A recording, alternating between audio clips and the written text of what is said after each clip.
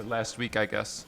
Um, we were using the Voronoi fracture, Voronoi, what is it?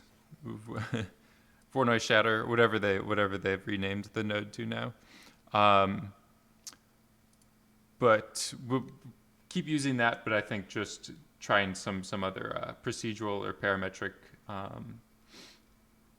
kind of things just to get different effects or slightly different. So it'll be like in the same category, in the same vein of thought, but a slightly different result, I think. Let's just switch this. You watch it. Yeah, it was a pretty cool one. I still am looking into better ways to get the that was like that SOP solver stuff that kind of messed me up at the end of it. But yeah, it was a pretty fun one. Were you talking the last one? You're talking about the canyon from Wednesday.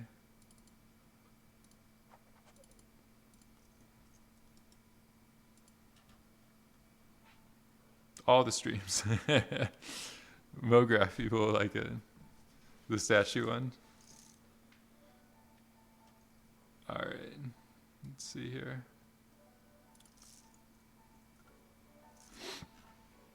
So yeah, I was kind of thinking a similar thing. Let me see this. Let me know if the music's too loud or anything like that. I think we should be good. The growth. Yeah, that was starting to do some research for that, the Squarespace. I can't remember ever the name of the client or like the ad for it. What is it? It was like a specific product. Duck Fast, thank you for the tier 1, 3 months. Chill Zone, the chillin' in the cool zone. Birch, I guess, is the name of the client. Birch. The Birch printer. Yeah, so I was trying to find out some stuff to replicate this kind of things. But yeah, I'm just doing some early research and stuff like that.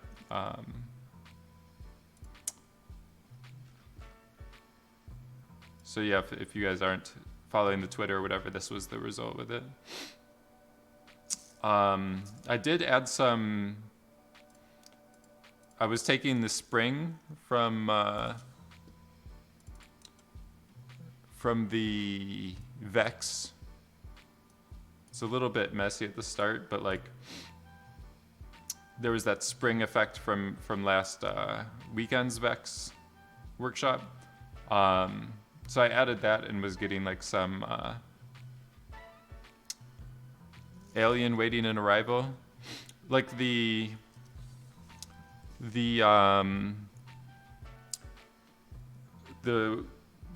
font, like the symbols that they use for it, the circular things. KineFX is useful. Yeah, so I'm not gonna go super in depth into it, but like there's some really useful stuff with the CG Wiki, Matt Estella's Wikipedia or notebook kind of website, and then just on Twitter as well. He's been posting some stuff.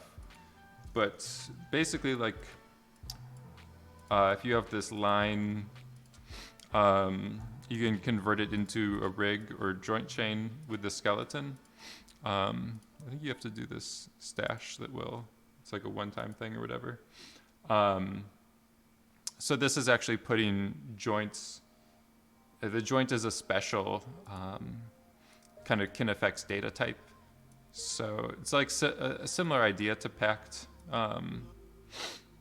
primitives and stuff. So you can see it's storing like a transformation matrix or it's transform attribute and local transforms. If you start to modify the local transform, you can do it more easily with this rig attribute wrangle.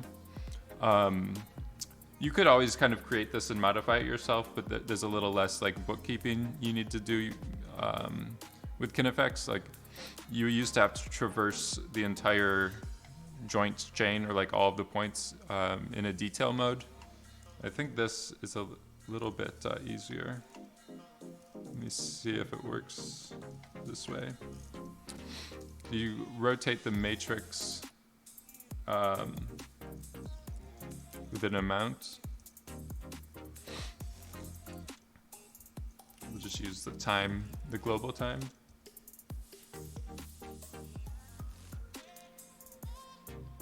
Scale it with pi. And then the axis you want to rotate on, we could do, I don't know, maybe the x. So just 1, 0, 0. And let's see.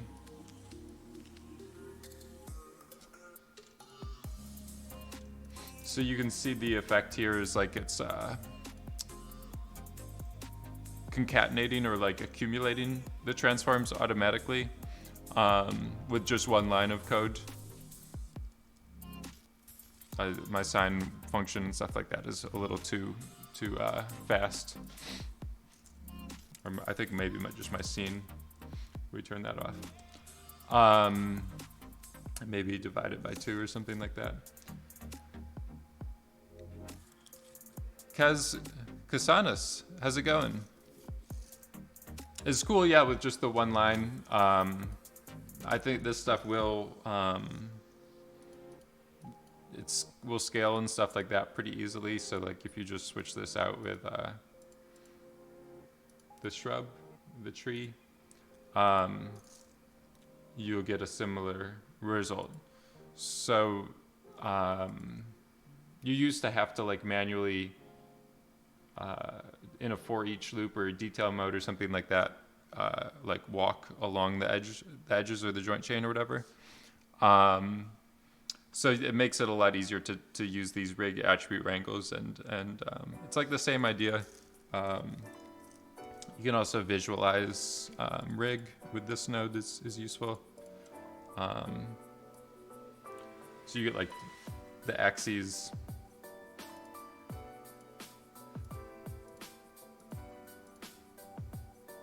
I don't know if it's possible to get rid of these links,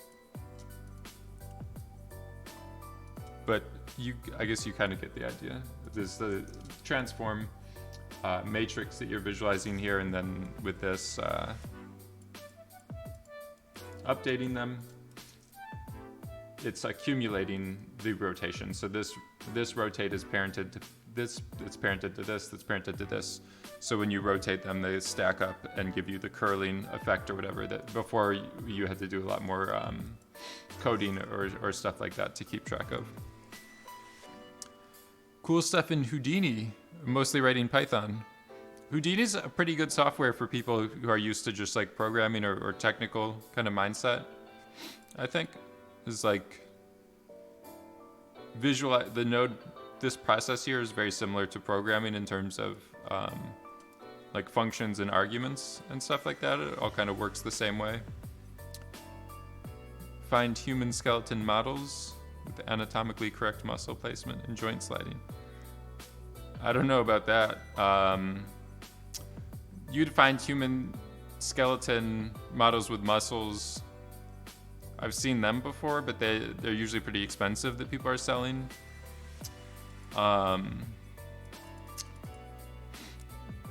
Is it based on PTNum, or do they know how to stack? It's a special way that the rig attribute wrangle is set up. You could read about it on the side effects. If you go to the help for these nodes or whatever, because this is a separate node, it isn't a point wrangle, it's a rig attribute wrangle. It will. This is what allows it to kind of stack or run over everything.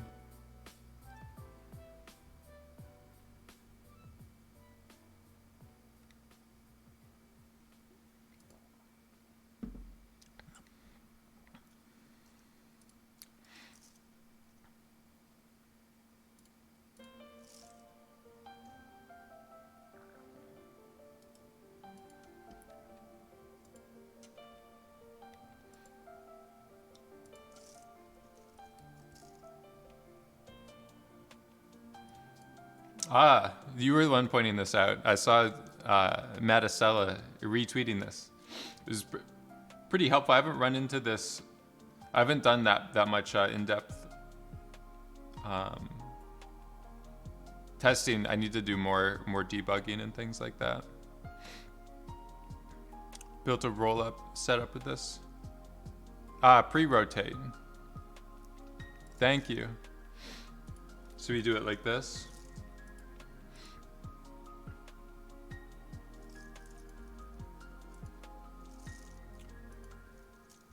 And that will keep it from like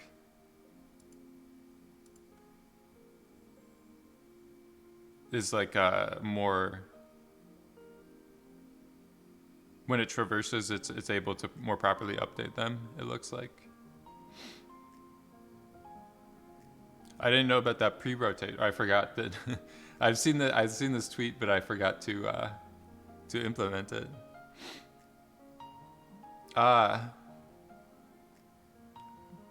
So is it because of the pivot of that, or it's just the way that it's? I'm not sure. I need to do some more research. Points and not bones.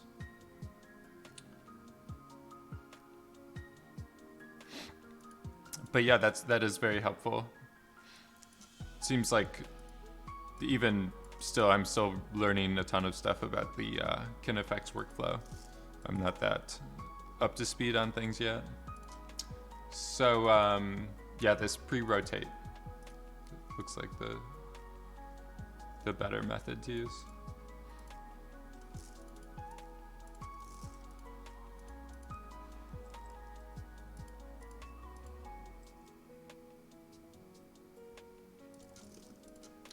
All right. So I might just grab, I might just start with last week's scene, just to get the geometry. I'm gonna start with the same statue and all that stuff.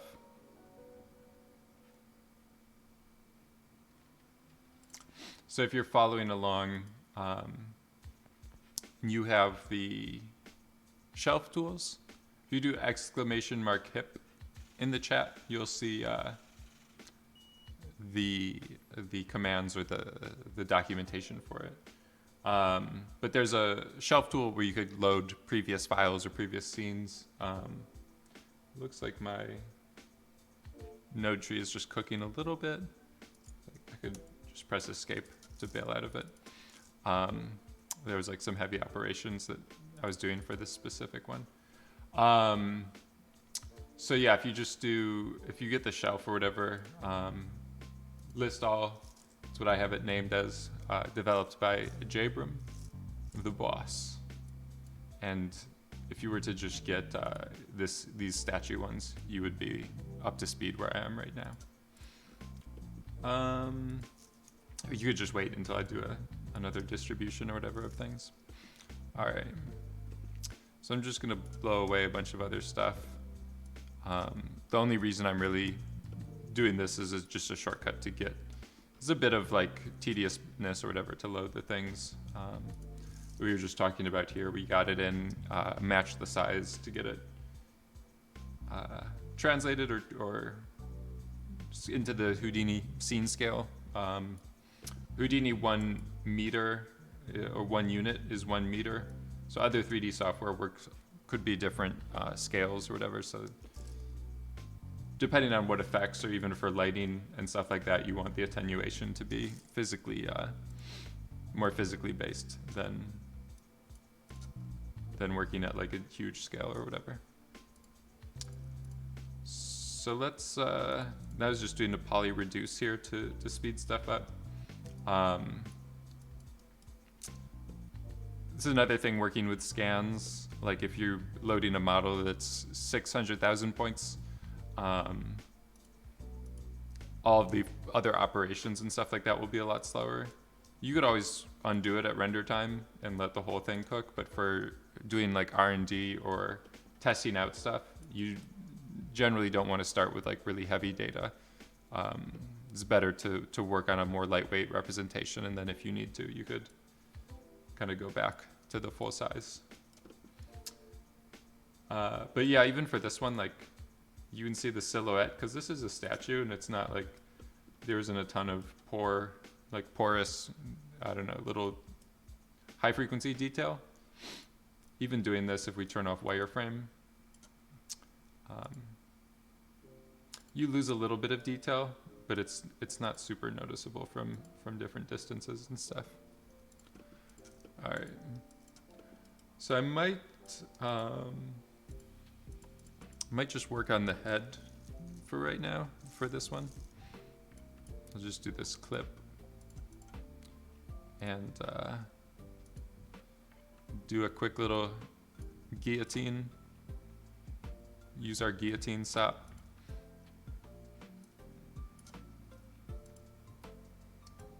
It's pretty close. Let's see. All right, that looks like it's pretty good. I might want a little bit more. Just gonna increase the percentage here so you have a little bit more detail if we're gonna work with a smaller area of the statue. And then if you want to make it watertight or seal it up again, you can just use like polycap. Polyfill. I think it's just the same name pretty much. Like you'd still find polyfill as well in the tab menu, but they will both give you the same nodes.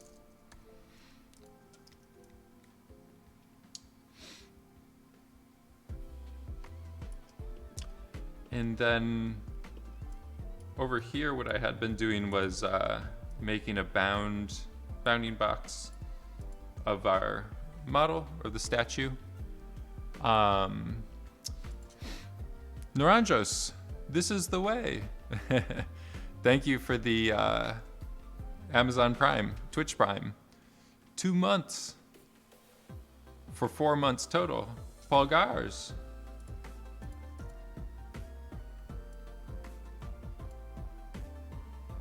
So we have clip,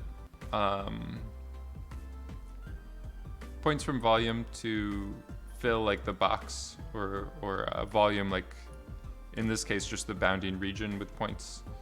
The tetrahedralize is just like a helper for the Voronoi split.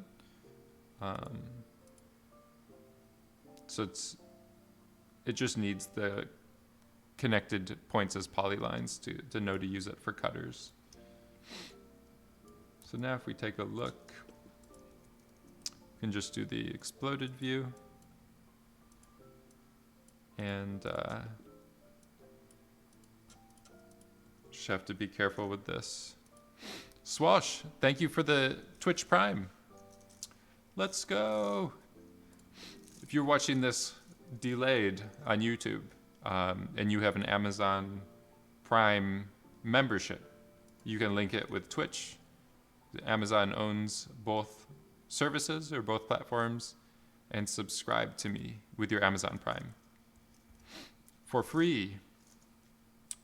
And there is some subscriber bonuses I'm working on for this month that hopefully I'll share with everyone in a week or a couple weeks. Kind of like a newsletter format or something like that, but it will be just some extra like bonus files and workflow documentation, or like some little gems. So then I use this normal.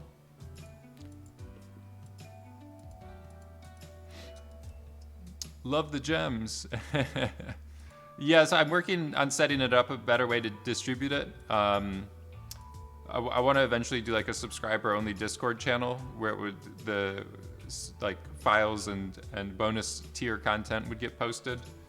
But I think I need my Twitch channel to be upgraded to the partner status or whatever to be able to link it with Discord, unfortunately. So won't be able to do that until we get a bigger community one day. So with the group, only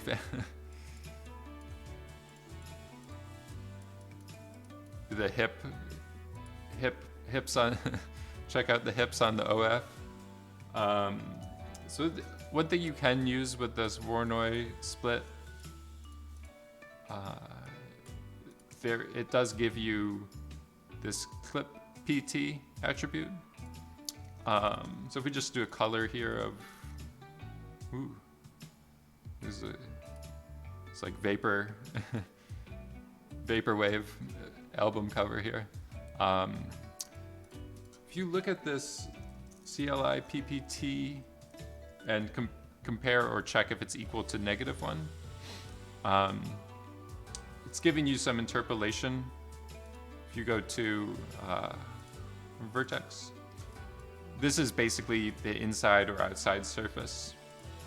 So if clip PT equals -1, that's basically saying it didn't use like a clipping point to make the cut. Then you can make an automatic like surface or original polygon group. So with the normals over here, when we look at them, see we were getting like the dark color before we did it. If you do it here, you have to be careful because it's recalculating even like the exterior normals. So usually what I'll do is use the same expression, but instead I'll do the exclamation mark. So you can see it did do a little bit of a change there. Basically it's keeping the outside normals the same, but it's only recomputing or computing interior normals. And then you would just want to make normals on the geometry before you cut it. So this is like the ideal workflow if you're doing Voronoi fracture, so that you don't see visible seams and stuff like that on the surface.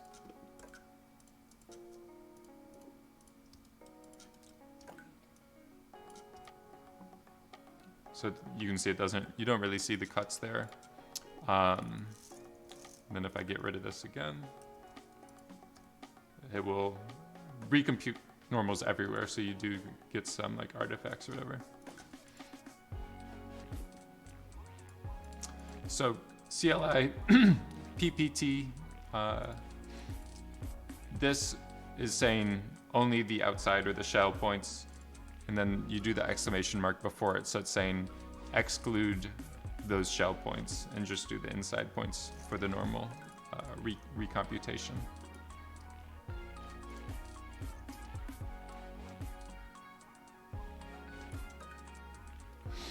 All right. You can even use it.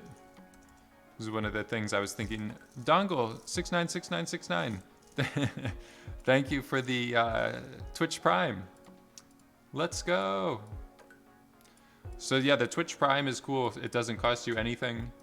It is quite literally like taking money out of Jeff Bezos's pockets and giving it to me.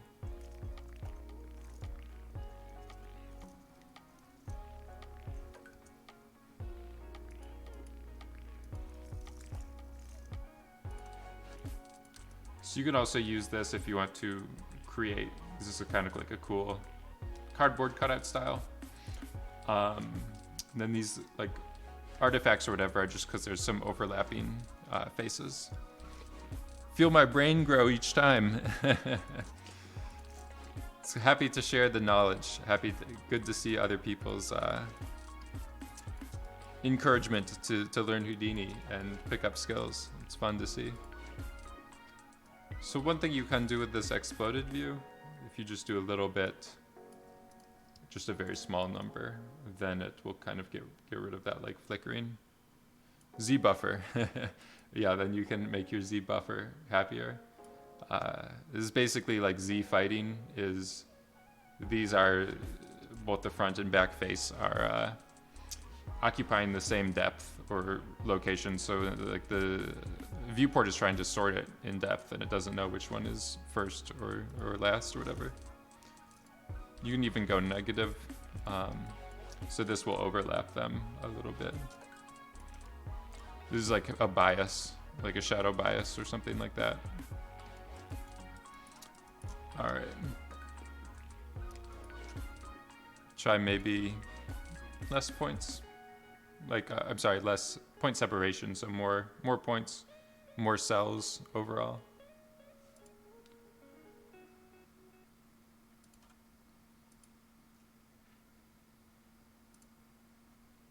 So yeah, I was thinking about making this kind of look like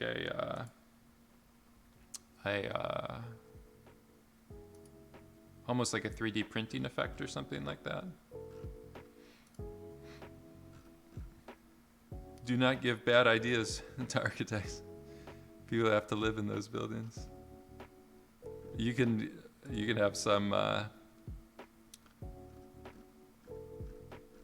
cheating happening with 3D.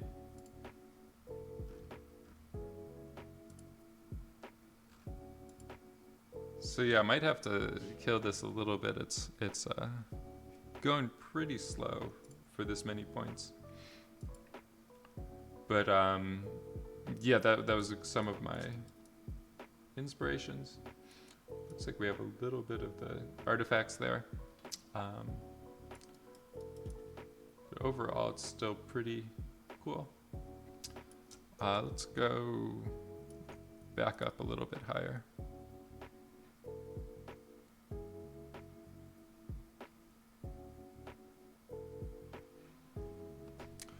You guys ever look at buildings and then you see the modeling operations or the nodes that you need to create the building?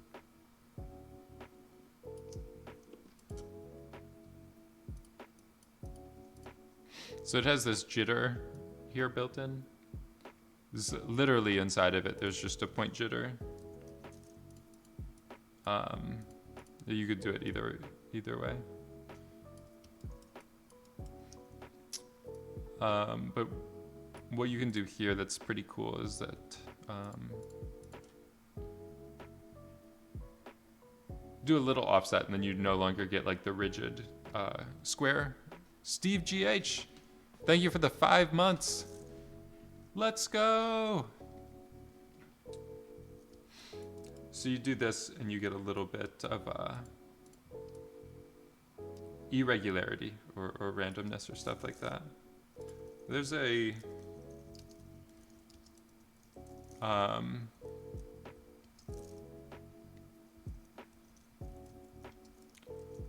WeWork location near me that's kind of like that. 1460, I think. Let me just make sure.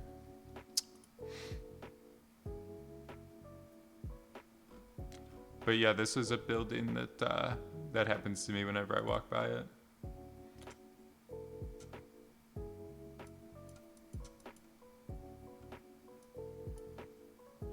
This is just these tiles here. You guys ever use the poly extrude node?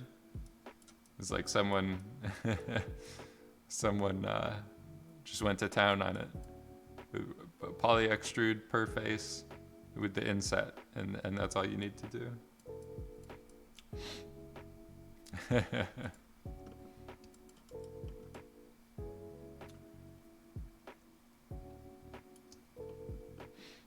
So I might want to, I'm going to try to do like some variable randomness of this. So maybe just like a certain portion of it is getting kind of shaken around or randomized. You can also like merge point clouds, and sometimes that's a cool way to work as well. Let's just try that and see what happens.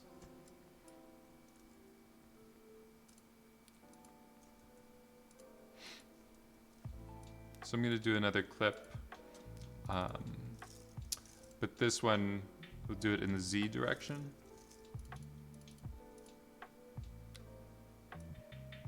So what we can do here is just isolate a portion of his face. I could even do like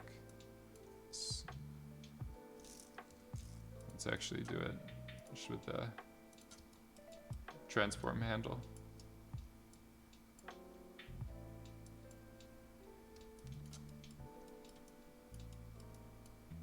Is that his hair? Full uniform random for Voronoi in volumes. Yeah, that's a good way to go. That's usually, I mean, it depends what you want to do.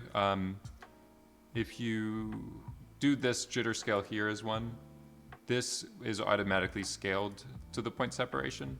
So this will give you the full randomness. I'm gonna see what happens, but I'm trying to kind of mix. I want to try to make like a blend between repetitive structure into like a random distribution to kind of make that like a feature or a focal point of this stuff. So if we do just scattering points here, we'll just maybe start with 10. And these here, I'm gonna leave them fully rigid, or like a lattice, like a repeating lattice structure or whatever. And then we'll just merge them.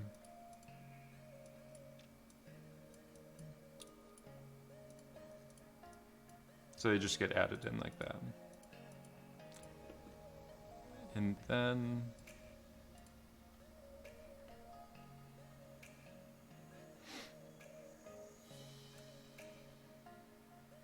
it's taking a little bit of time. Shouldn't be that much longer.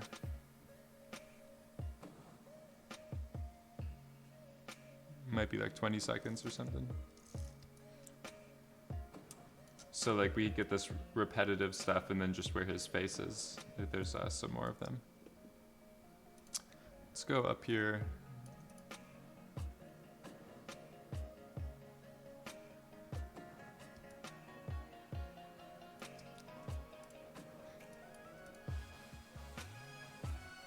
So the rest of his face is almost like a cardboard cutout, or like very low resolution.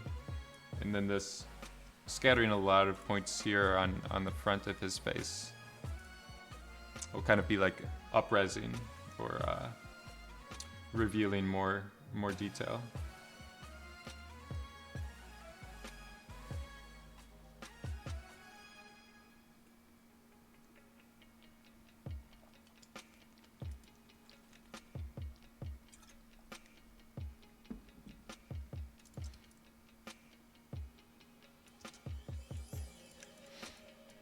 So if I really want to like optimize this, I think getting rid of the hair, the top of the head.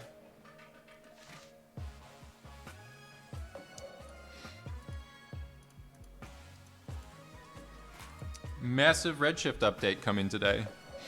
Is it going to be? I saw they updated it for Metal for OS X or Mac OS. Is it going to be? Hopefully, it will have the OSL.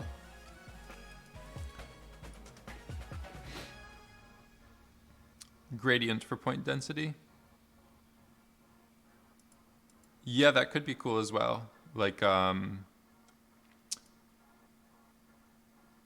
of different resolution or different scale of the points. The infamous tire scene, the car burnout. It hasn't. I haven't rendered a final version of it.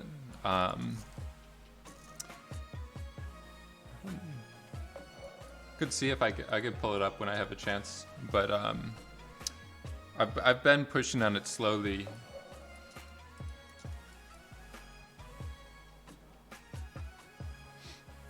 This is kind of haunting here.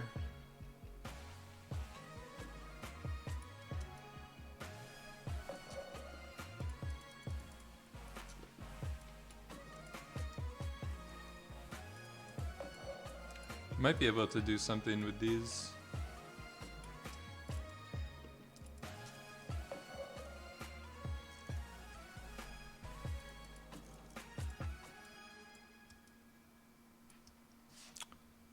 Blender Hydra improvements and bug fixes. Is it? I haven't. I'm looking forward to testing it with Hydra. That's my main interest. But will it, do you know if it will have the OSL stuff? So I think they had. There's some pictures of it on the Trello. I think Saul had been.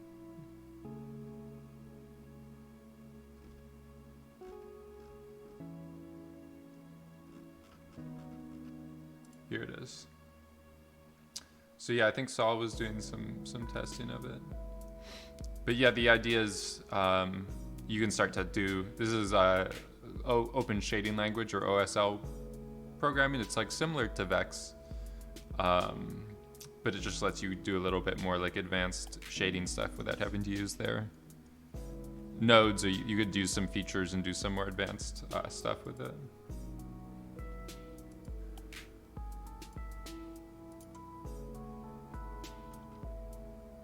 So this is version 3.033 that they're releasing today.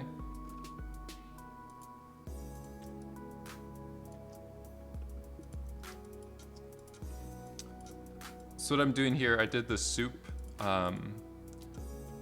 This is, I'm using it for a slightly different reason than I've usually used it. Basically the soup in this situation will make each of these cut pieces a single primitive. So then when you measure it, you're getting that entire like accumulated face area. You could do this instead of this like per piece and do some different things that way, but this is just a little bit easier for me to visualize or set up or whatever. So then I can do maybe another split here. We'll do if the area, this is the area that I just measured with this node. If the area is greater than, I don't know what I'm, all right. Just wasn't sure of the scale of those faces.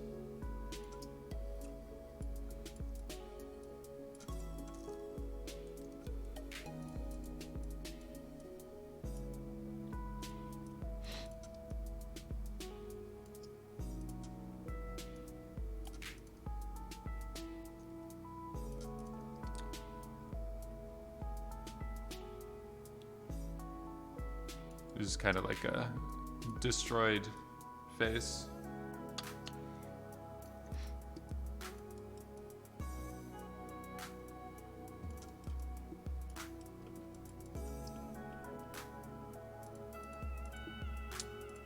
I think one thing you can do, sometimes I'll just jitter these points. This will just expand like the region or whatever that they can cut things into.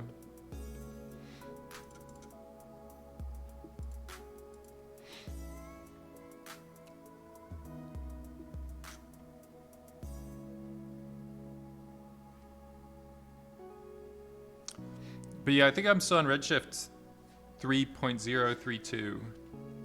It's so the last I checked, that was the latest. But if they come out with a new one, I'm looking forward to updating it.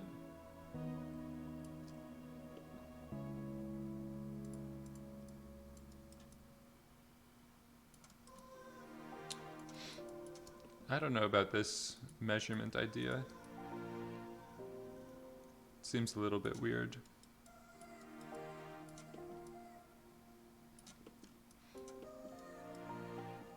Is it interesting? Having crashes.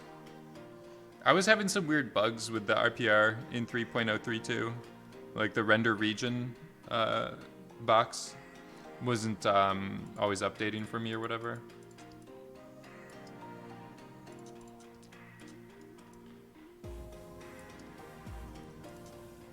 Let's try going with more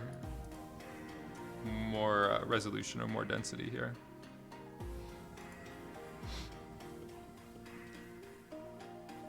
like also zooming around and stuff like that, it wasn't like, even if my mouse is over here, it's still zooming in and out of the middle of the window. It's been getting some weird buggy. I don't know if it's bugginess, it just glitch. I don't know. Weird UI responsiveness.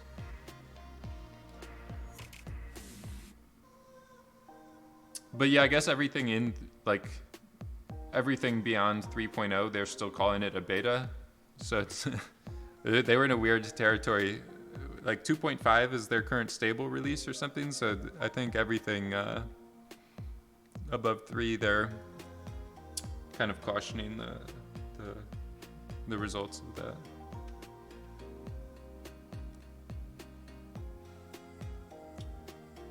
So I'm trying to get back into the other file, but it's still fracturing.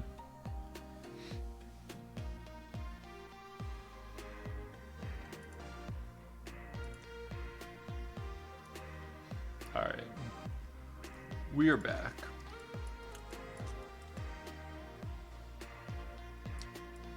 So yeah, I don't know if maybe even going into a individual feature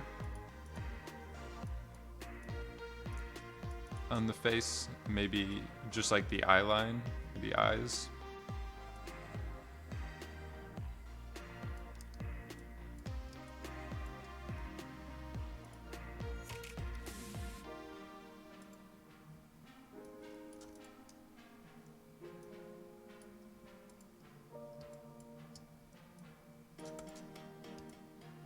Might be a little too much. All right. And then this jitter, I think, is too much. Let's try this, less points, and take a look.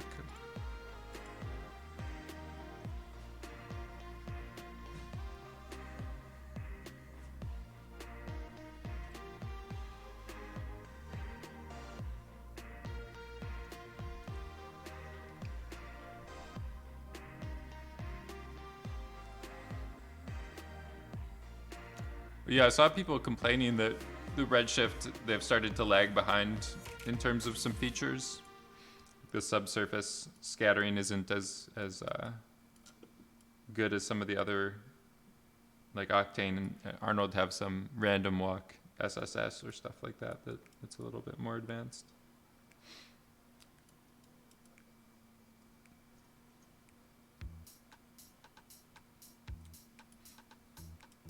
Yeah, I don't know about this. I'm not, it's not looking too good. If anything, I think it was best when it was just like the full face area. This is a little bit more interesting.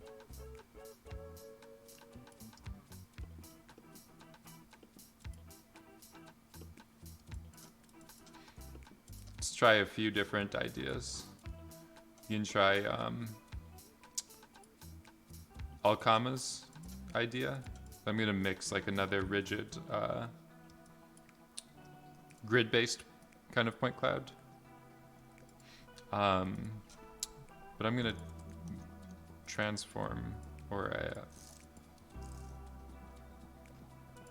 there's a few different ways to do it, I think. Maybe just reducing the padding like this.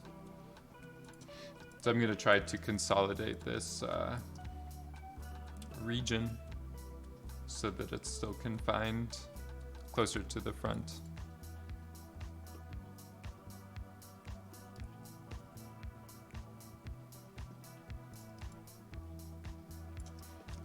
And then we can just keep merging. So we have 3 different kind of trees, 3 different sources. So I think that, I don't know, it could be cool just adding some more complexity with like the process.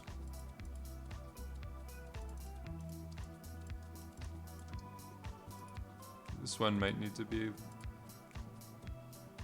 like double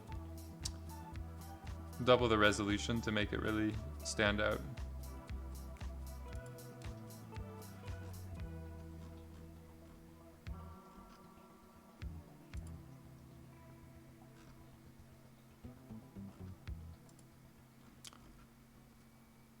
Sometimes with these, they have some areas that are like more repetitive than others.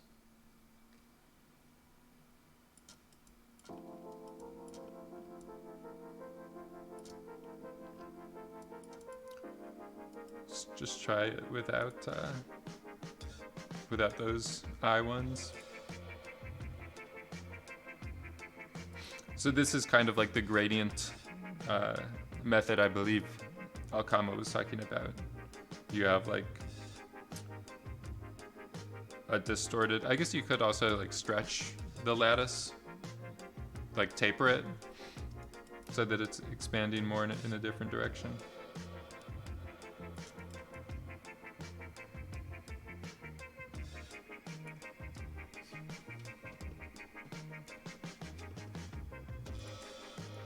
I think this could be cool. Let's just keep going with a lower resolution here.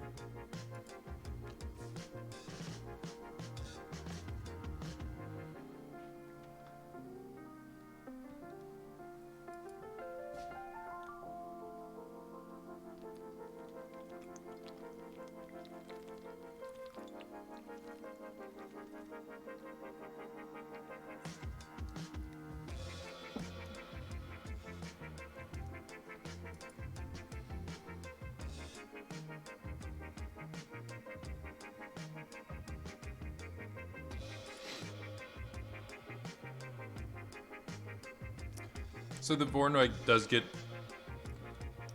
pretty slow. I think I don't know if it's just the operation. It's hard for them to optimize it to make it like multi-threaded.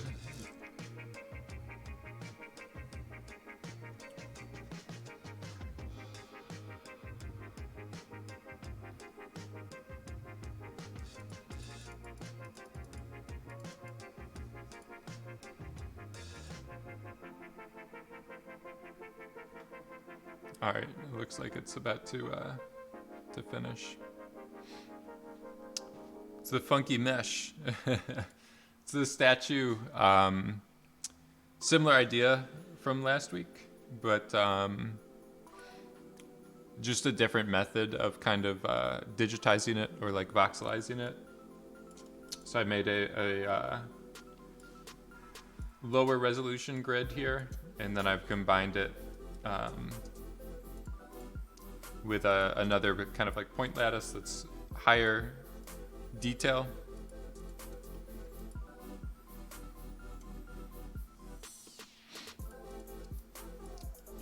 And then I was also playing around with like a few, these were just the eye, but a few points to break up the complete like repetitiveness of those structures. So I let this cut, might take a minute or something like that. I'm gonna get some water.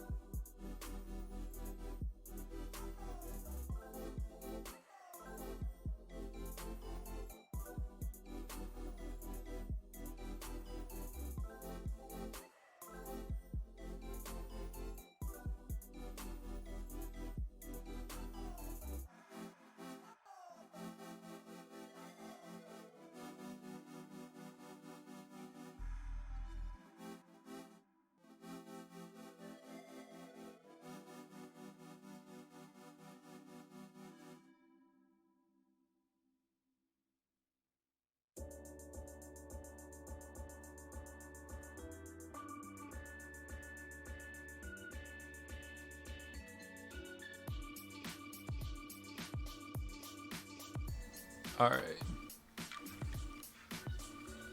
It finished cutting. So yeah, my idea is to kind of blend between the lower resolution grid, the higher resolution grid, and then I was adding like a few completely random scatters in there to try to break things up with a little bit of randomness as well. Let's see how long this took. 38 seconds. So yeah, it's getting a little bit slow to work with. Do a new folder. So it's Friday the 13th.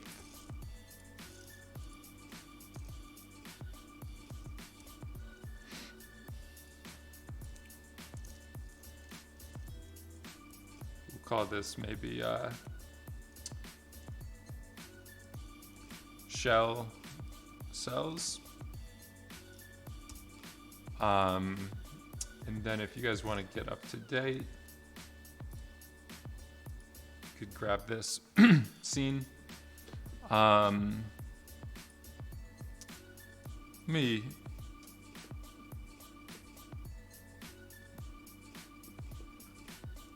see how much information this guy's gonna take up.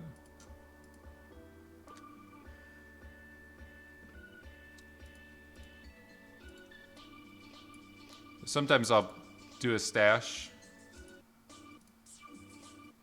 It looks like it's gonna make this file like 6 megabytes. Let's just go,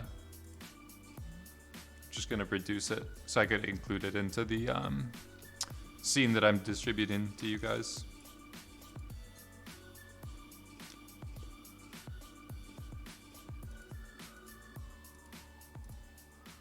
All right, it's 3 megabytes. That's not too bad.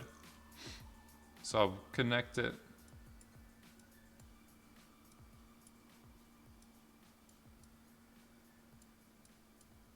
So the stash, you can use that to embed geometry into your scene file. Ah, your research got approved. You're doing a master's thesis?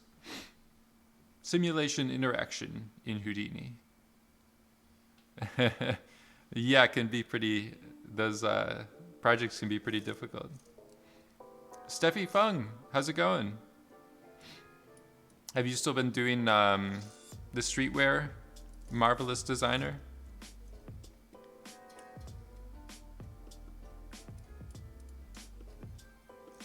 So we have it stashed.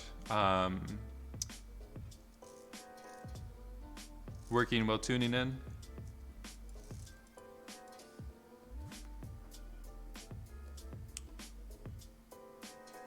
Yeah, I've been looking to get into Marvelous. I was watching one from, you were making the parka that was like, it had this diagonal seam to it. Seems like, yeah, there's some interesting, with Vellum you might get some better performance. You can get some more interesting effects, but I think for reproducing like actual garments and stuff, Marvelous is still the way to go for like real products or jackets and stuff like that. Their like seam slicing view is pretty nice. With Houdini it's just not that intuitive, I think. Yeah, I think one way to go is bringing them into Houdini after you've done the seams and all that stuff. All right, let's see what we ended up with here. Got our guy chopped up. And it goes a little bit faster because I've reduced the polygons as well.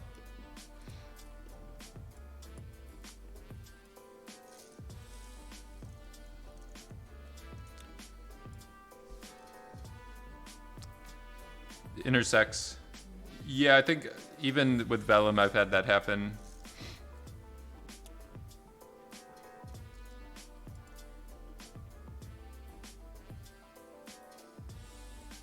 Vellum, I guess it does have a little bit more stuff under the hood that you can, like there's a maximum acceleration limit that you can set that's pretty useful to avoid like blow-ups or explosiveness or whatever like that. All right, so this is starting to see more of the features and stuff. I might just increase this randomness.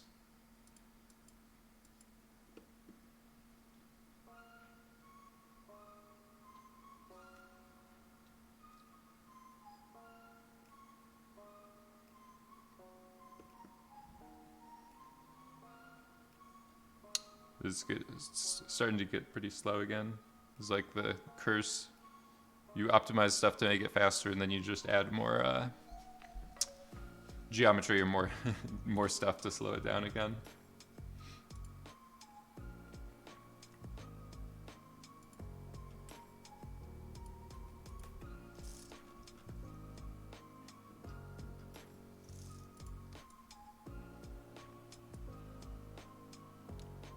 All right, I think this is might be cool to start working with this.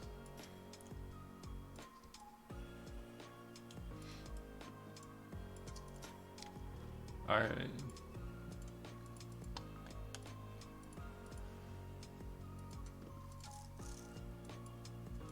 So we have a few different things we can work with, I think.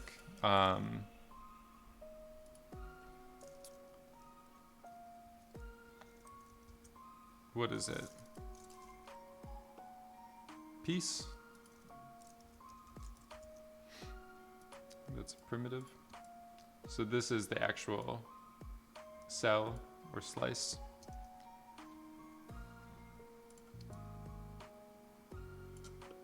I'm just thinking about like shading wise, what kind of attributes and stuff I can use. Let's maybe do a rest position.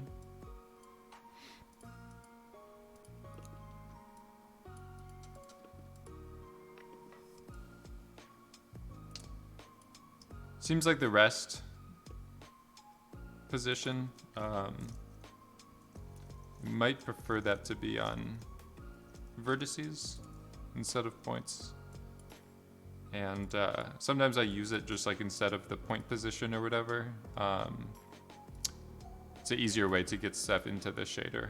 I like to use the point position.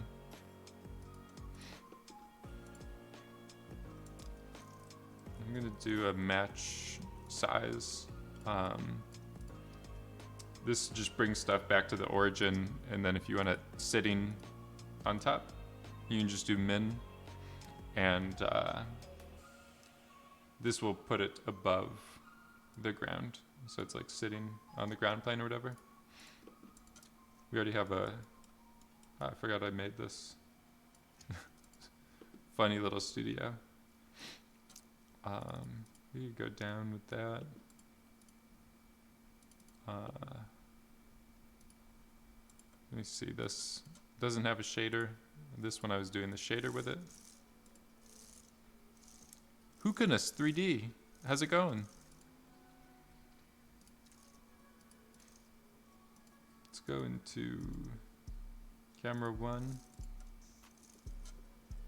and just get rid of that depth of field.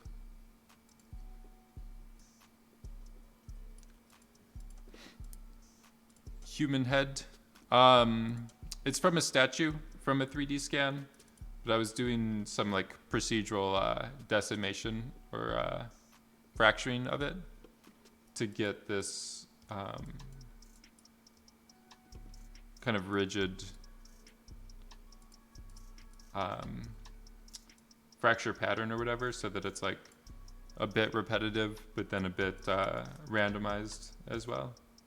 So I was trying, my idea was like going between this variable density of where his features are, where you might be looking to like lower resolution or whatever, kind of inspired by like 3D printing process kind of stuff.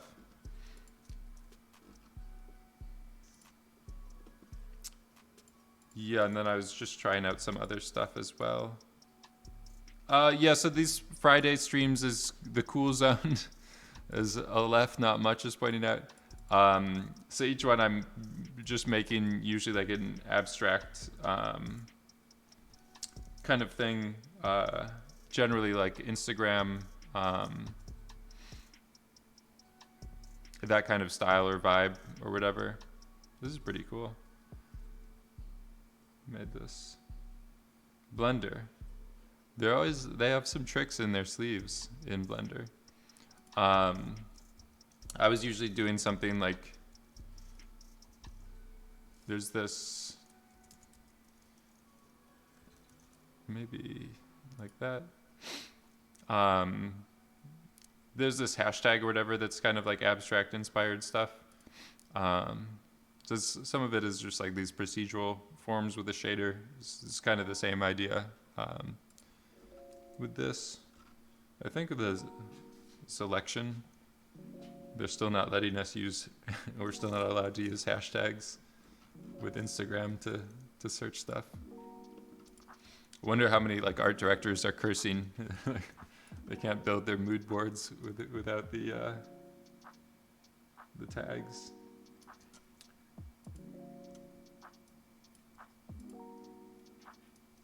All right. So yeah, it might be cool, I don't know, to reveal some of it like that. Let's see. But yeah, I wanted to just get into the shaders and start messing around. We'll make the ground.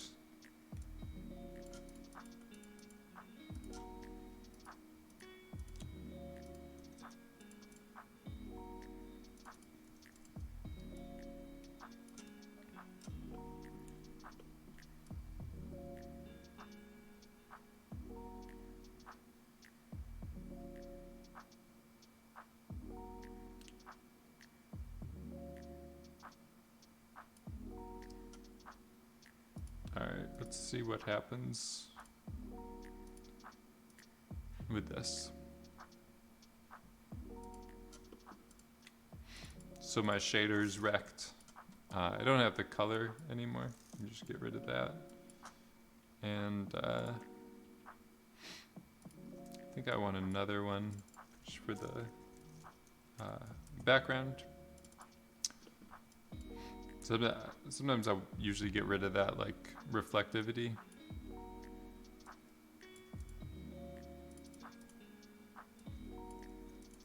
So this is more of like a paper or a construction paper or something like that. Oof. My my drag and drop is really slow today. Alright, I'm just gonna do it like this. Let's just copy that path and put it here. Alright, so this is back in the main shader. Kind of visualize it like that.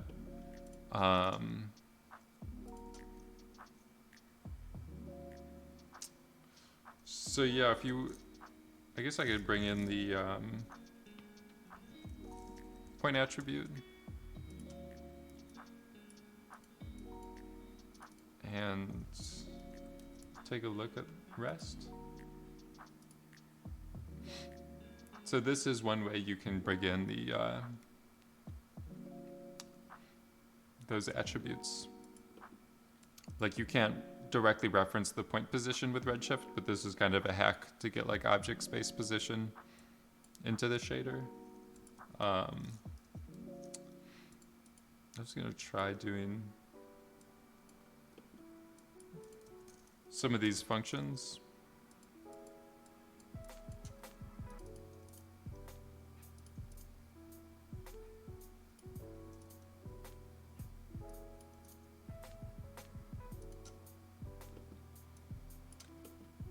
Maybe do a vector to scalars.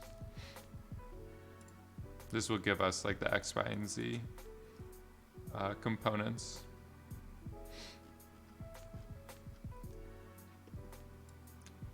So like my idea here or whatever is like doing 3D printing. Like sometimes it leaves these like grooves behind or whatever. Try to replicate it with a bump map. This is wizardry. So it's just a sine function of the one axis. These are different x, y, or z of the rest coordinates. So like the sine wave over height, you get those repetitive bars. But with the x direction, because that's like I'm looking at the statue along the x-axis, so this is kind of the depth or distance from camera almost. You could combine some of them as well. Like if you do an ad, you can get interesting mixtures or whatever between them too.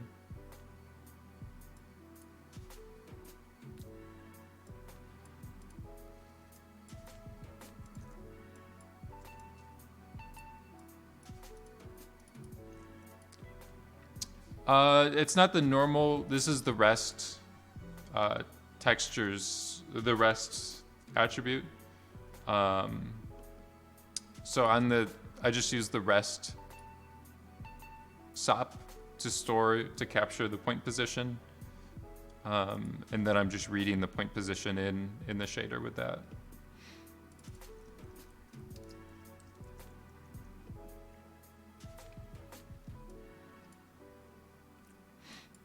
And then I think I'm gonna try to hacker. This is cheating. I'm gonna try to find like just like bumpy kind of noise pattern here. Let me just put this directly into the color. I think we want it to be a really small scale.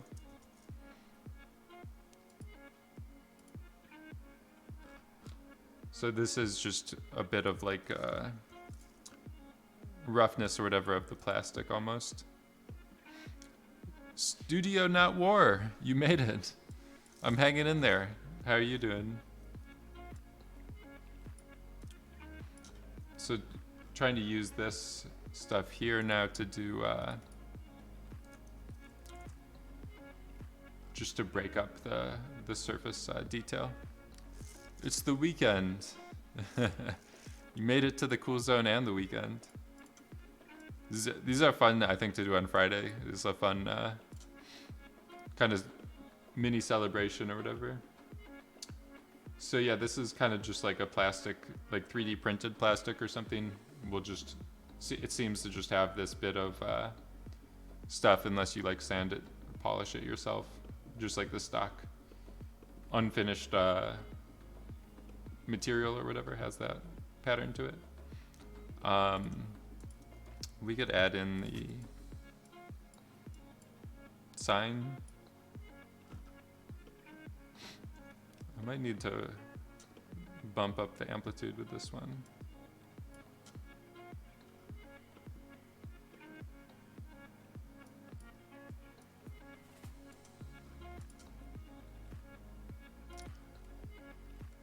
All right, maybe my drag and drop isn't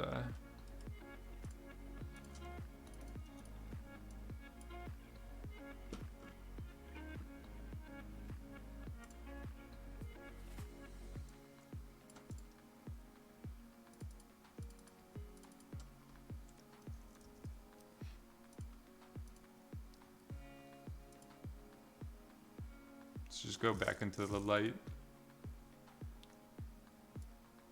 over here and just get it a little bit easier to see what's going on.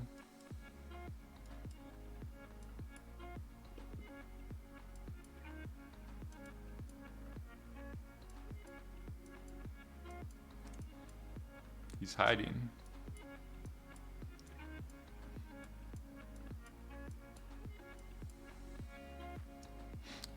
This is pretty cool, like getting just the bounce on him.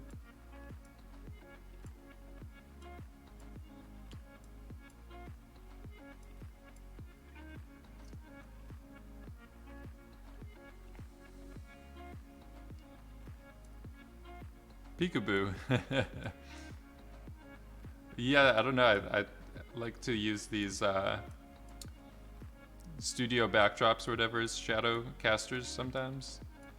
I don't know, it's like a lazy way of doing a gobo, or just like getting some extra complexity or whatever in your scene.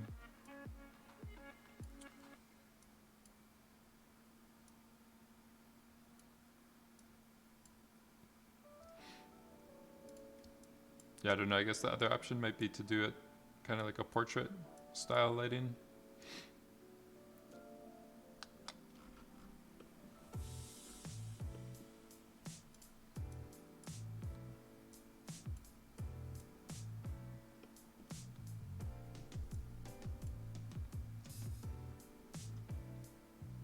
Let's just try maybe something like this for right now.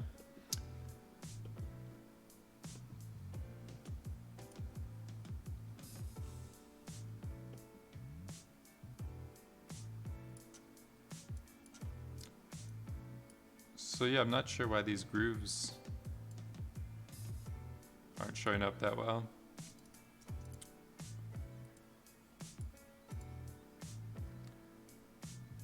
Maybe just need to refresh the shader.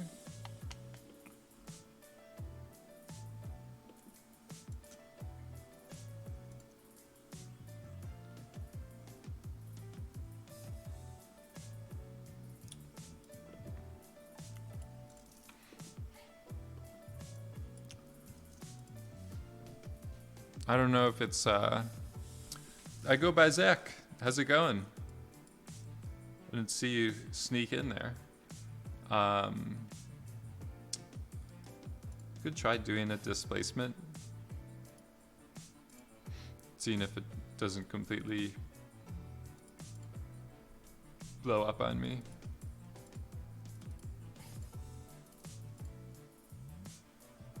Looks like a paper. Yeah, but my intention was like something kind of based off of like 3D printing or something like that. So I was using the Voronoi fracture node with some different point clouds to get some like repeating. I guess the more repetitive ones look like cut cardboard or just like a playing cards that you're building a house with or something like that. I think this displacement is just gonna mess things up. This geometry isn't triangulated, or it's not it doesn't have a very good like topology, so it's when it smooths it, it's kind of wreaking havoc on things.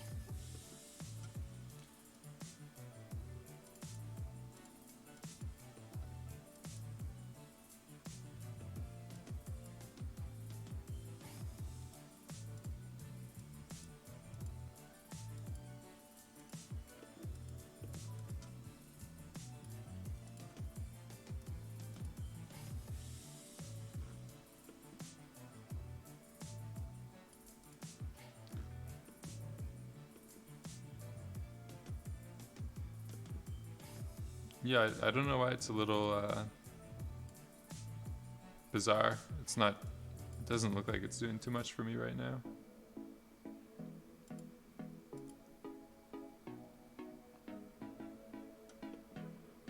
I feel like I've run into this problem before where it doesn't, I don't know if it doesn't like to use these attributes to do displacement.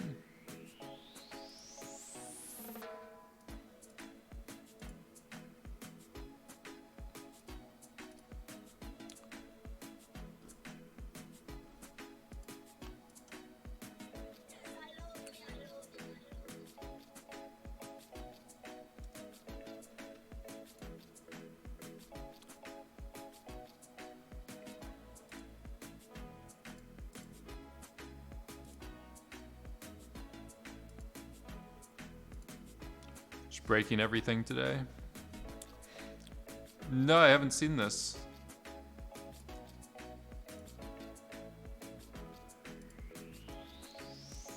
This is something similar. Ooh.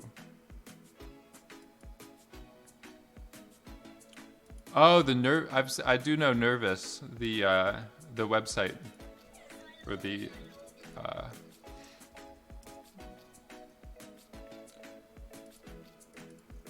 Was it? It's like with a bunch of hyphens.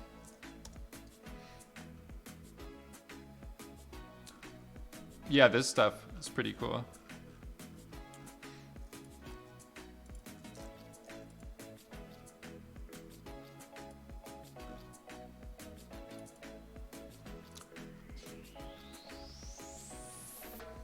Yeah, I don't know if maybe just keeping it with like the stylized graphic novel thing could be cool. There was the world map, like tessellation, tesseract kind of thing.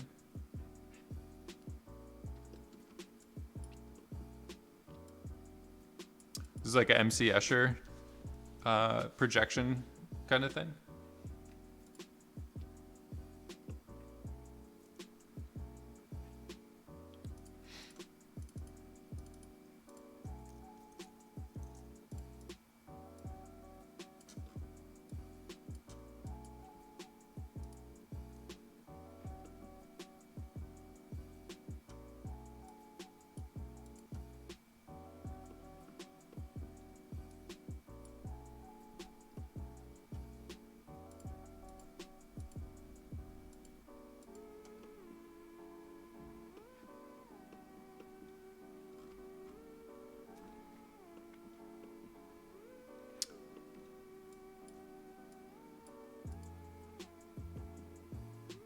Yeah, it looks like whatever reason these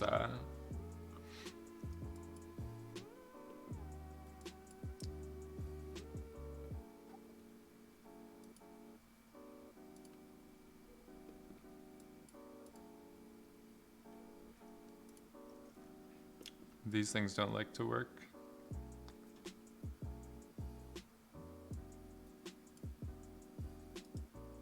See what happens with this.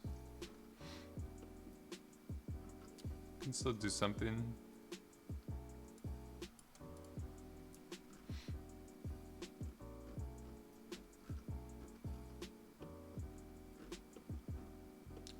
This is pretty cool. It's like the Dazzle camouflage. You guys ever seen that? The boats. This is like to throw off the like missile calibration systems or something that couldn't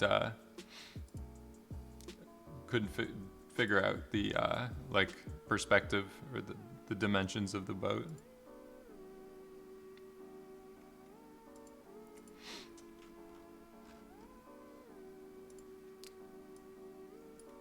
Maybe we'll just add this zebra style.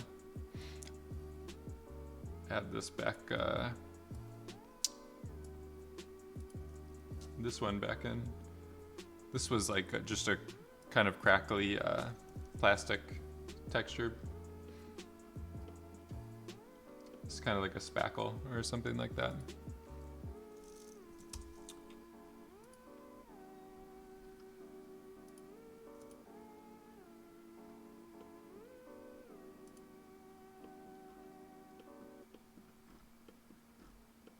So yeah, it just makes it, I don't know, gets a little less like CG, or a little bit more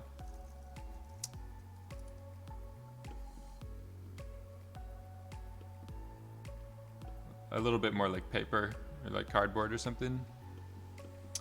Anything can be hit with a missile.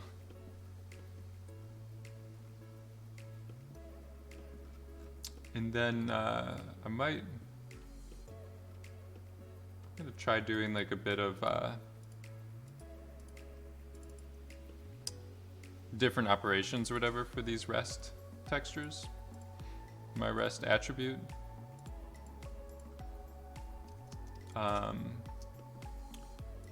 So up here,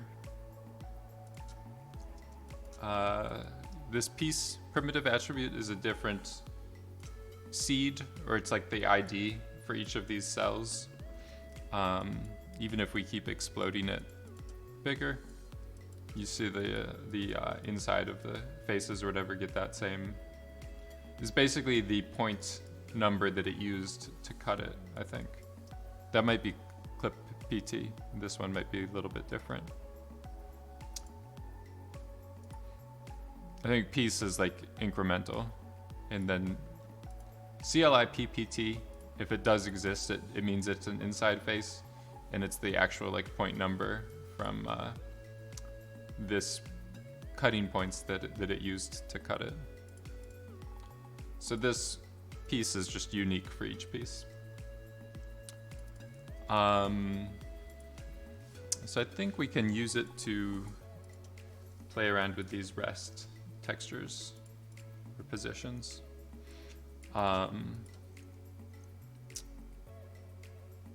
There's a few different ways to do this, I think, depending on how much Vex and programming and stuff you want to do. I'm just going to kind of go about it with like a lazy method. Let's do for each named primitive. And just have to update this to piece. So now our loop is going on each of these chunks. The chunks.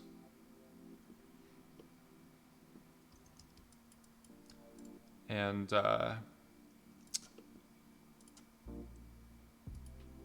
can get the meta information.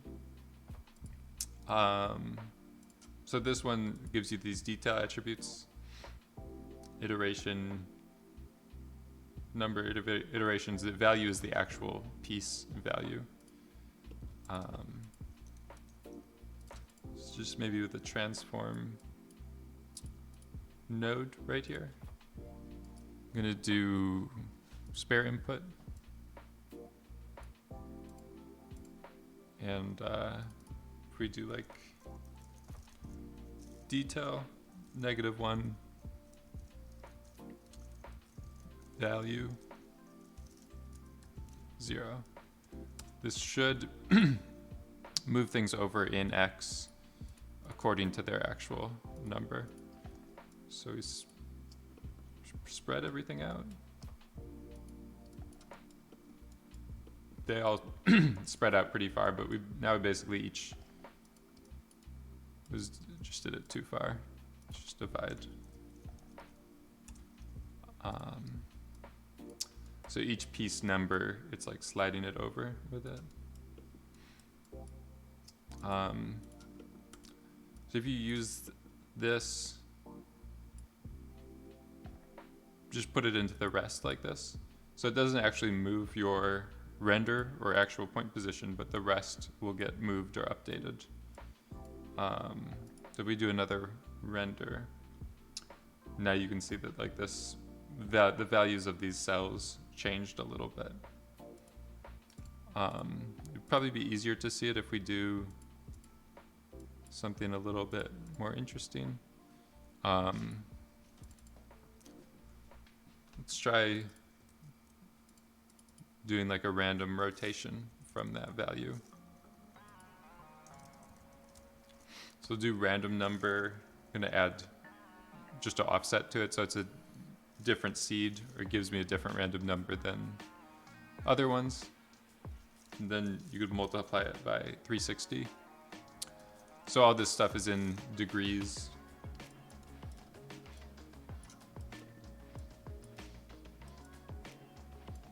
So now it's just randomly rotating them. The pivot is pretty messed up, but it's okay because we're not actually using this for like, I just want to rotate the positions to get some new randomness there. So this is like he actually did get hit with the missile. Like, boom. Let's do some more randoms.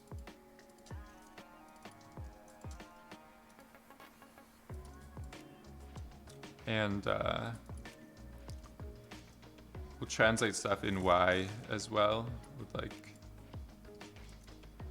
all sorts of numbers.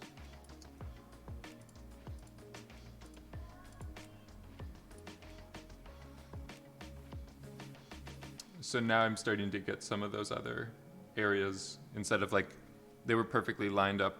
The sine wave was on their face. So now each one is just getting a random strip or whatever.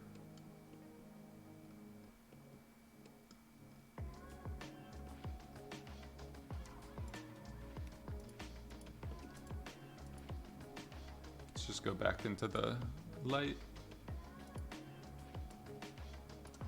Hope we can go back to the peekaboo.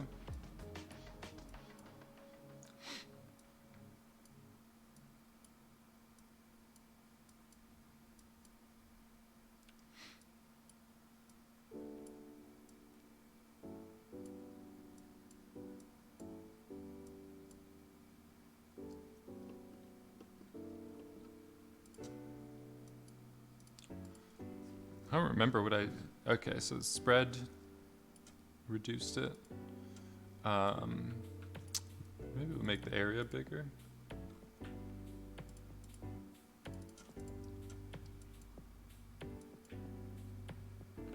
I'm just trying to get like softer shadows. Left not much. Thank you. It's a bit of a optical illusion, yeah. Yeah, you could do some other cool stuff with the animated texture. Like if you added just the shading time or the scene time, all of these would be moving. You might get like, might look a bit funky because it would, I don't know, you maybe just like very slow you do it.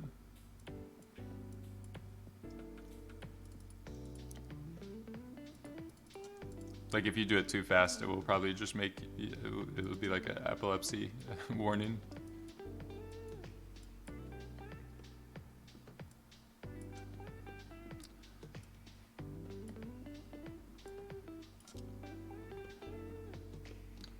So yeah, I don't know, maybe just going back to like a rim.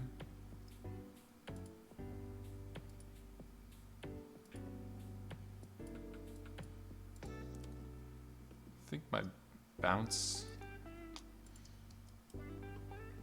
it's like way too much bounce light.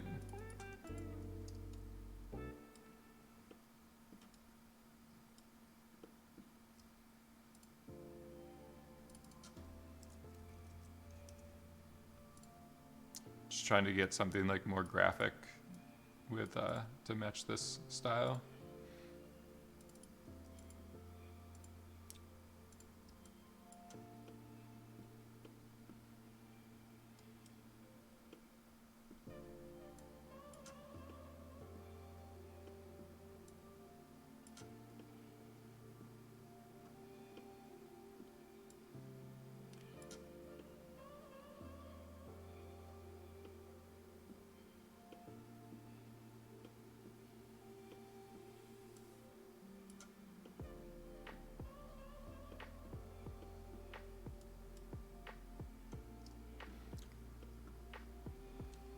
I don't know, it's too much going on.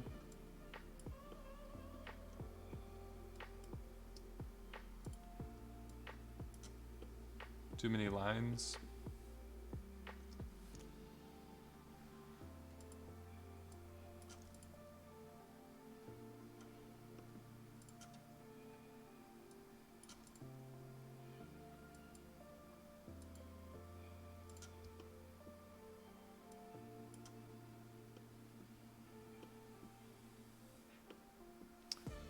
You think I had it? There was a brief, I think doing something like this is like just illuminating the top portion.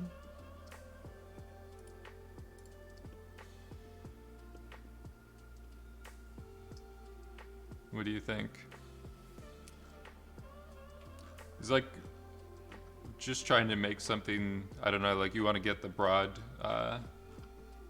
thumbnail to be still making sense, like not too distracting. Like if it's just a mess when you zoom out, because this is kind of cool, you can see like a little bit of the skull shape. I don't know. You can also play around with the random render. Yeah, I think the darkening the eye socket is helping. This is giving you a bit of like an abstracted face. The tweak zone.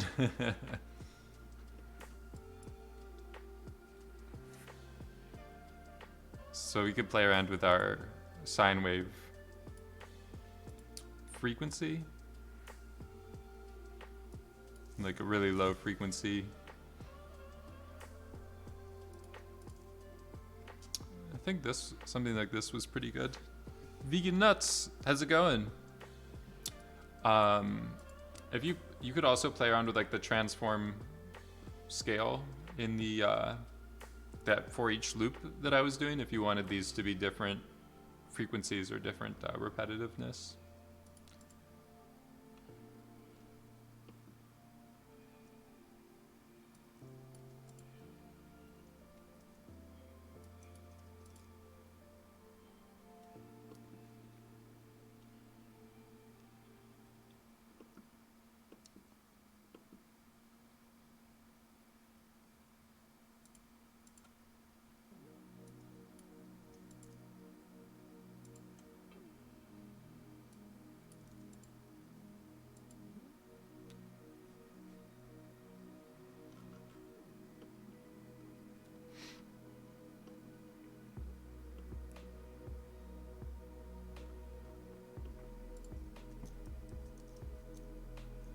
I don't know if you'd also like do some change range.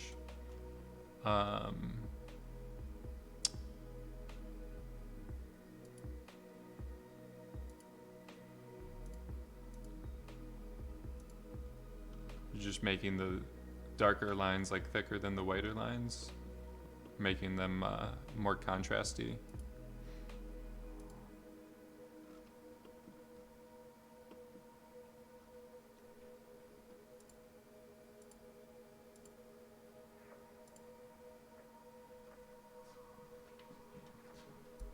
Could be cool.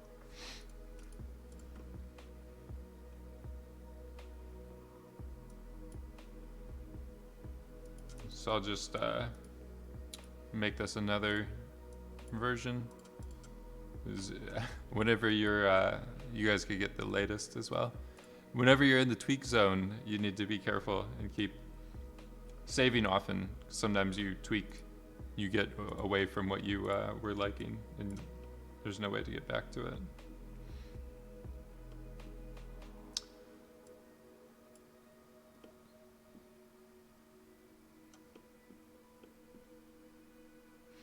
So yeah, I think maybe even getting the ground darker is better. It's like less less bright areas competing for your attention. Yeah, the stripes are with RS nodes, but it's just the sine wave node,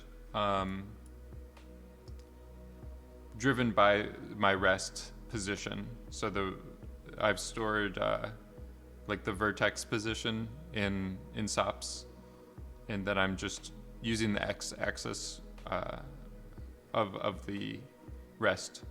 I did a bunch of stuff to randomly rotate each piece in SOPs.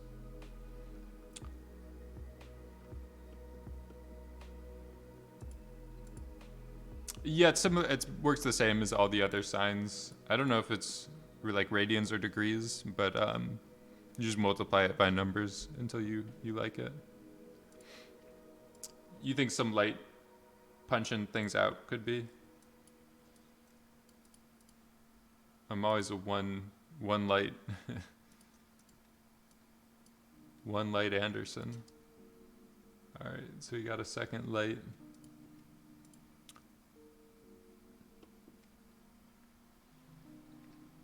Yeah, I think that could be cool. So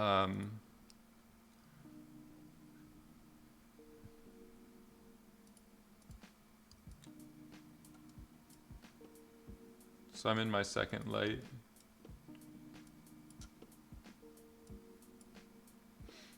I was gonna try just punching like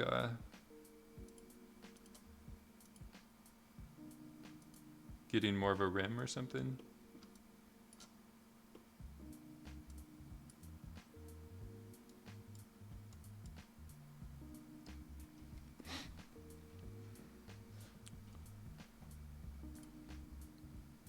just on the other side, like a yin yang kind of thing.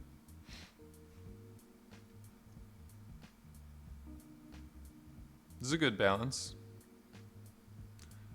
Yeah, it definitely helps you get some better definition of that silhouette.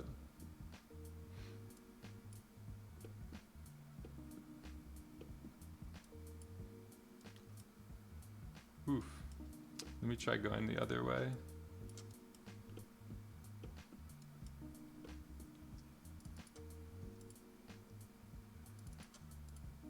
Roger Deakins. Yeah, I've noticed he does, they'll do that, or, what was it, like the Tinsel Taylor Soldier, whatever the name of that movie is. They did a good job of doing that, where like a chair, they'd blast the rim kind of it, or like just more contrast in that area to kind of pull out like detail or whatever.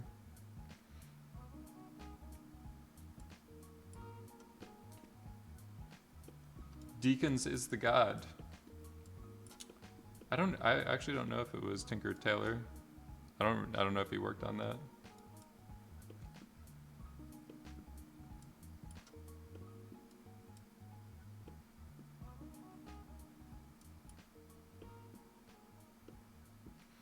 All right.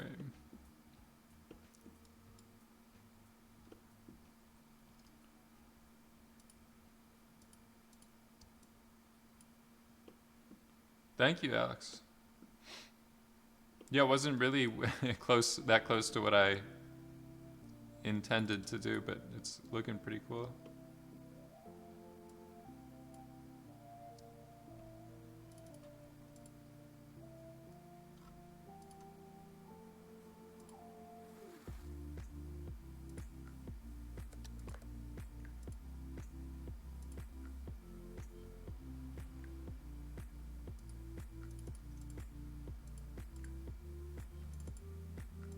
Yeah, the other thing I was thinking, I don't know, but like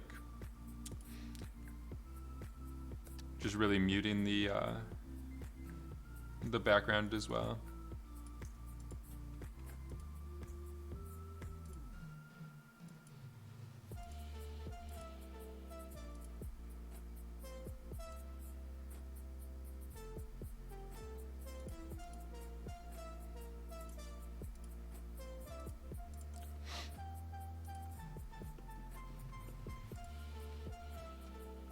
Let me see what's happening.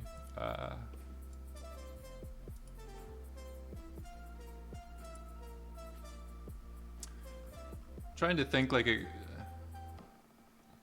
could be nice to have a little bit more bounce light on the statue.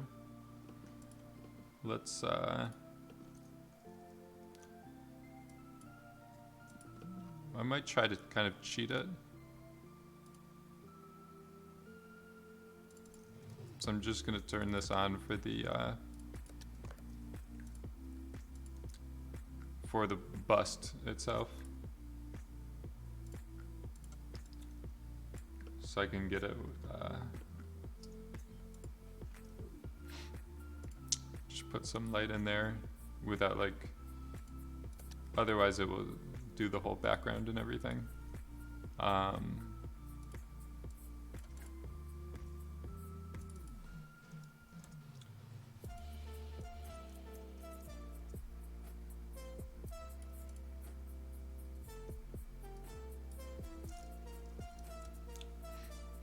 Just trying to kind of lift this stuff up.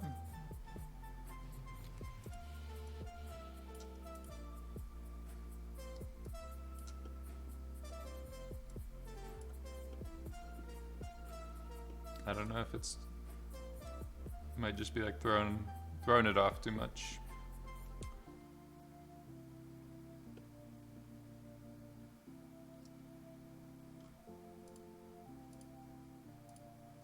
I think it's kind of nice to have some extra dimension.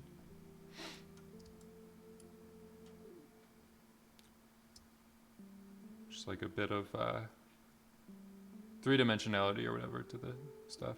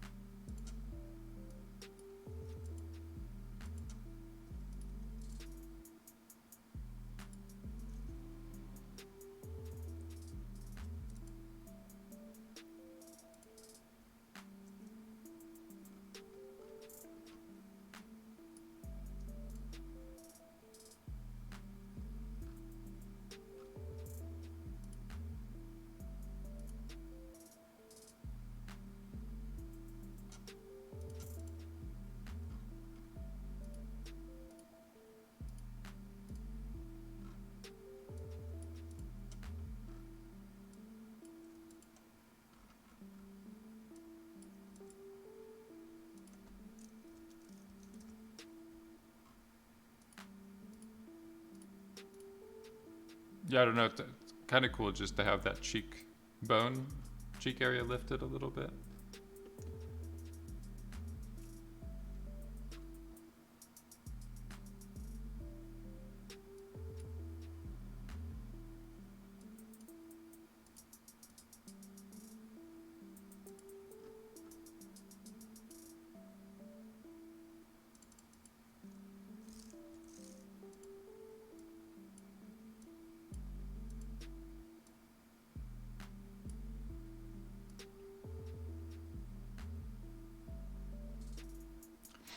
I don't know if the sign function is getting a little too wild. Alex, thanks for stopping by. Thanks for dropping the sub in. Good to see you in here again.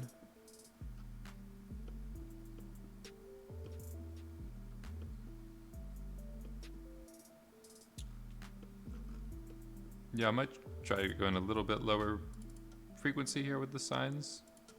The sin.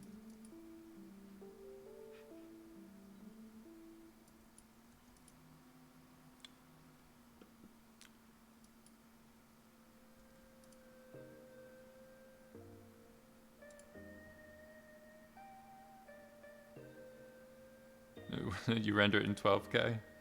I'm a fan of rendering stuff at really high resolutions, but I think with the Redshift, it might just be a Houdini Indie limitation is I'm stuck at 4K.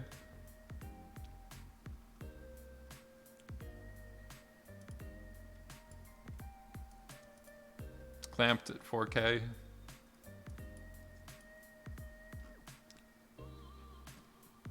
Oof. Look at those. You were doing some umlauts in your advertising. So I lifted the range of this, so it's like more white area than black area. I was trying to get it like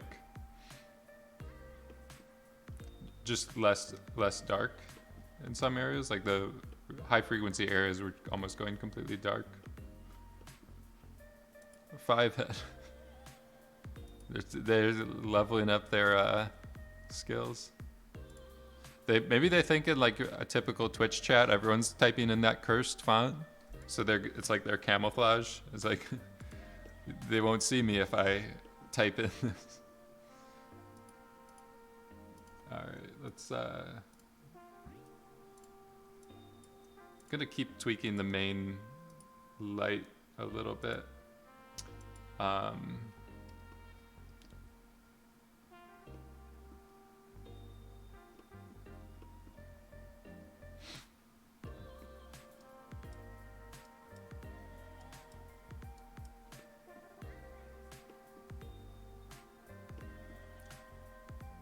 It's just seeming like a little too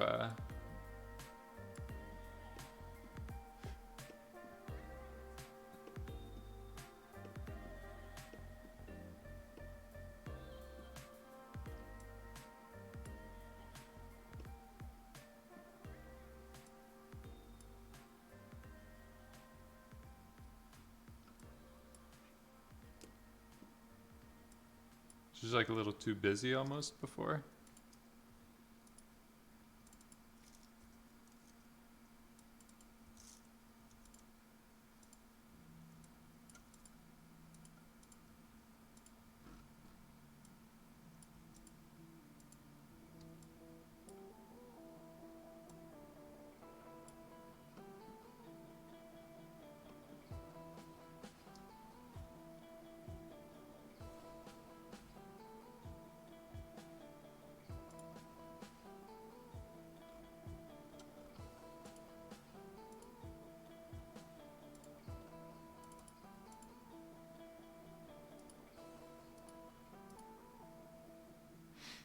Maybe I don't need this extra one.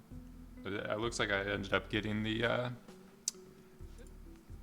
behind him with the backdrop with this light anyways.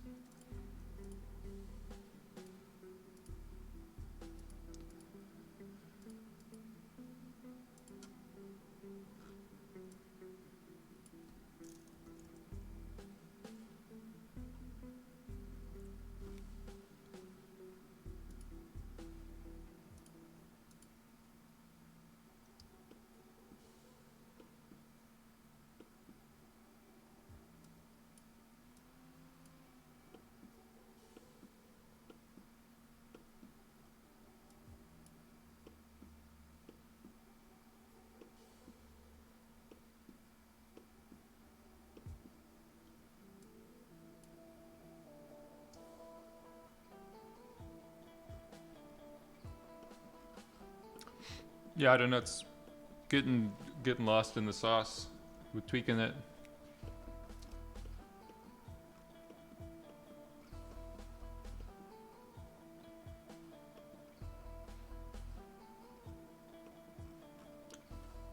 Did this one get the ground? It's got the noise texture on it? I don't think so. It might just be like specular like noise.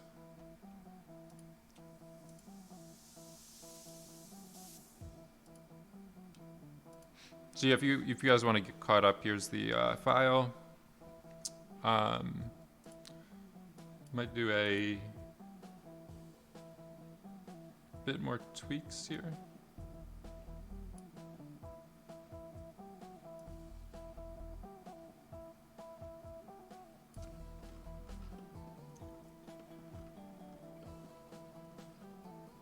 I think I'm rendering this at 2K. We go up to 4K. It's not a super, shouldn't be a super intensive file. I guess maybe we'll try out a little depth of field stuff. Thank you, Steffi Fung. That's one of the areas I've been focusing on in the last like few months or so. Just trying to get like more shaping and stuff with it.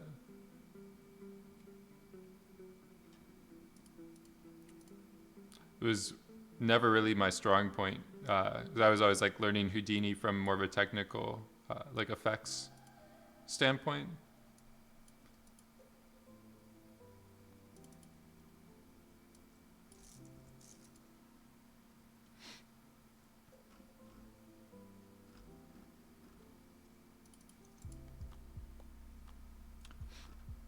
So I don't know, the idea with this maybe is just to get the background like out of focus. Could help things pop a little bit.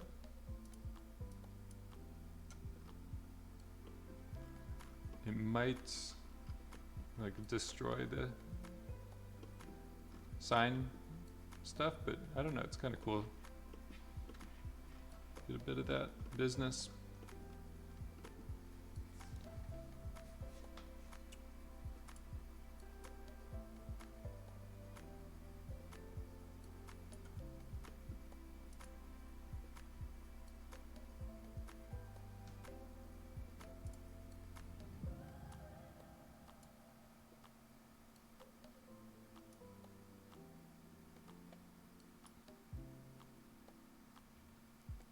All right. Yeah, I think I'll just crank the settings around a little bit. And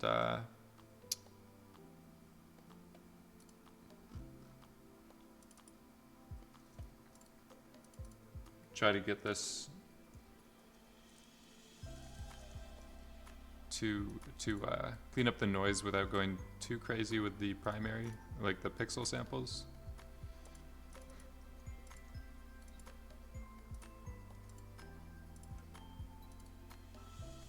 See what happens.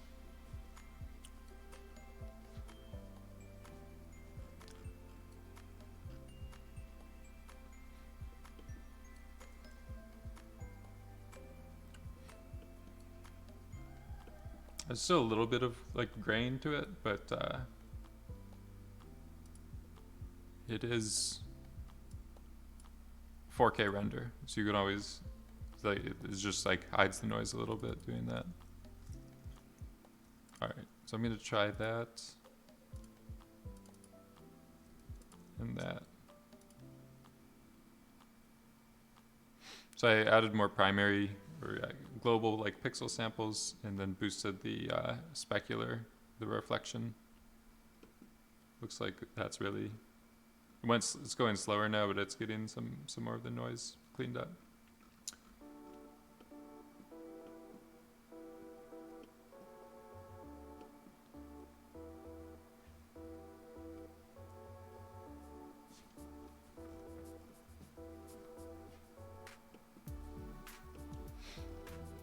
So yeah, if this was an animation, I might do some more tweaking, or maybe just not render it as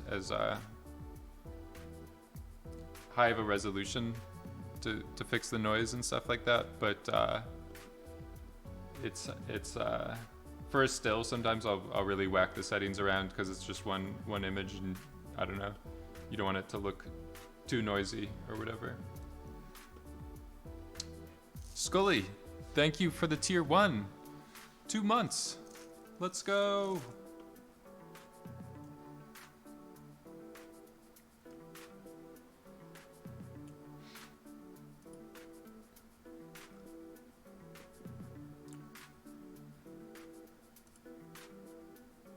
I don't know about this bloom. Sometimes I've added it, but I think just a subtle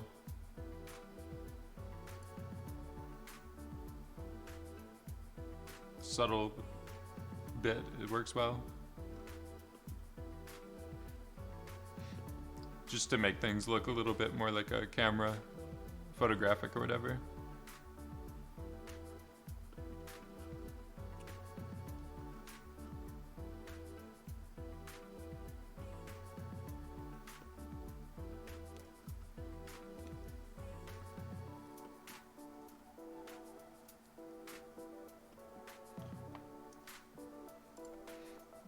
Yeah, I was doing some black and white stuff like this a while back that was pretty fun.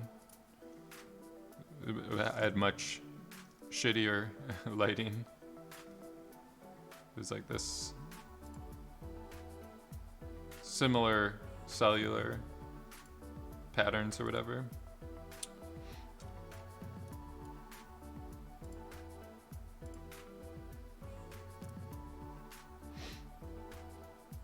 It was like ceramic glazed tiles or something like that.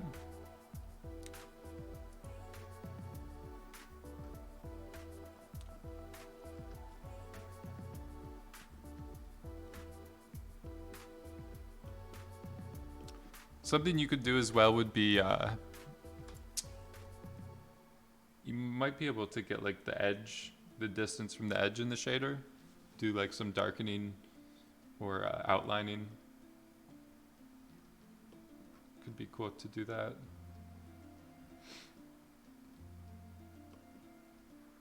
Sometimes I've done it with, if you just take a poly wire or wireframe node, because there's no edges or points in the areas that it fractured like that. So if you just wire it, then you can get like some metal outlines, or it almost looks like beveled edges a little bit. Could be cool.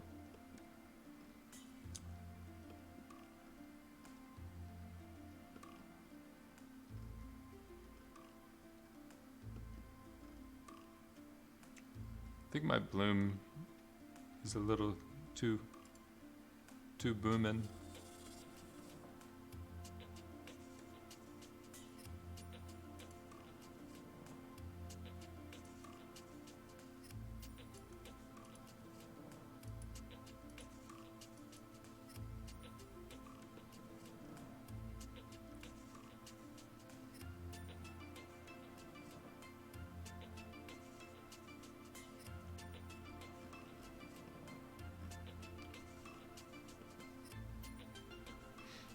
Yeah, the reflection with this bump map is really working pretty well.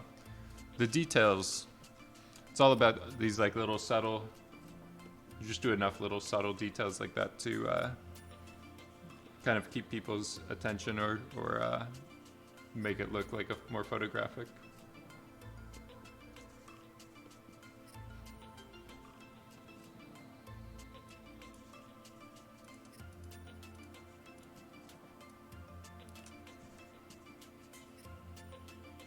So yeah, probably gonna call it end for this one.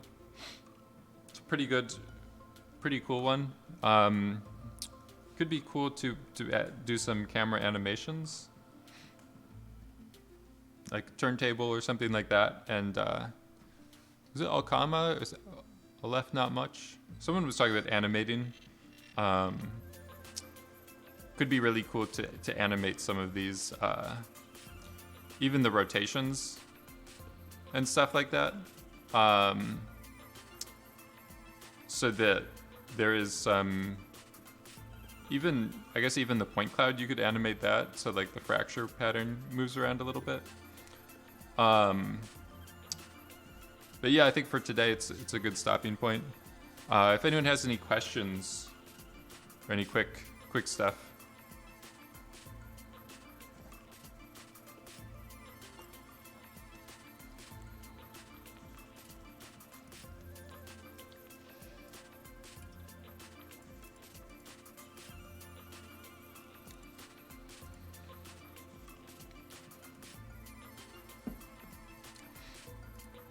Now's your chance.